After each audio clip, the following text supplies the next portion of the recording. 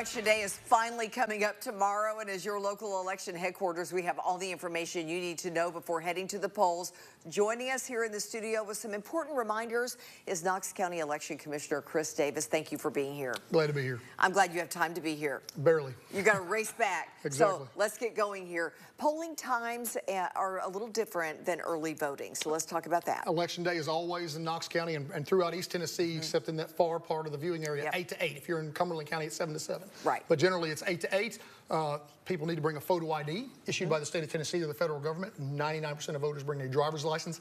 Out-of-state driver's licenses are not acceptable. Okay, so you don't want to stand in line and get up there and find out you cannot vote. Let's talk about where people vote, where they can find out where they need to vote. That, again, is different than early voting. That's correct. On Election Day, you have to vote at your assigned precinct, and we have 78 locations across Knox County, but you only get to vote in one of those, and you have to have a specific one.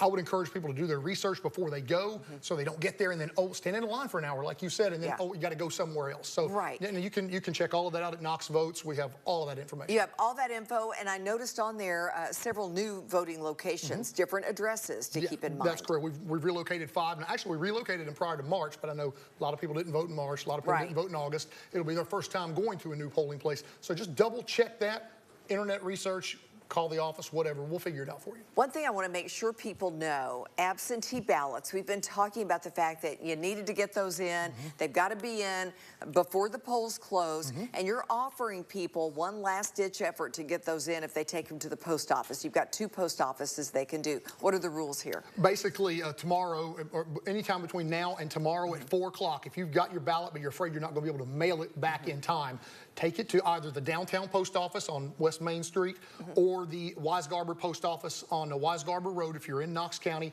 Take it into the front counter, get it hand stamped. They will put it in a bucket, and we'll do one last mail run, probably around 5 in the afternoon, give or take. And it gives those people who maybe they just got their ballot Friday, Saturday, yesterday, they were afraid they wouldn't get it back in the mail.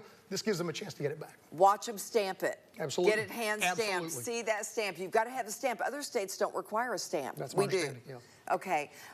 What can voters not wear to the polls? Essentially any piece of clothing that highlights a candidate on the ballot. Or one of their slogans. Basically, we had a few incidents in early voting, and I get it. People are very passionate about that. But we truly do try and make the polling place like Switzerland. You go in, free of coercion, you vote, you get out. Once you step outside that 100-foot boundary, put your paraphernalia back on, cheer for the candidate of your choice. The biggest thing, frankly, that I ask is if you're going to vote tomorrow, number one, state law, as we discussed, allows people have to be given at least 3 hours off, up to 3 hours off if they choose to vote on Election Day. Your employer must do that for you. Your employer must do that under state law. But just make sure you get this done, between 8 and let's say 5-ish, 6-ish. You just wait until the end of the day. That's what leads to long lines, which leads to people wondering when the polls close, which leads to delayed results, which leads to a lot of angst for everybody. So let's go ahead and knock that out and have a plan before you go. You all know we want an answer sooner rather than later. I want an answer sooner rather than later. Let's do our part. Yes. Anything you'd like to add?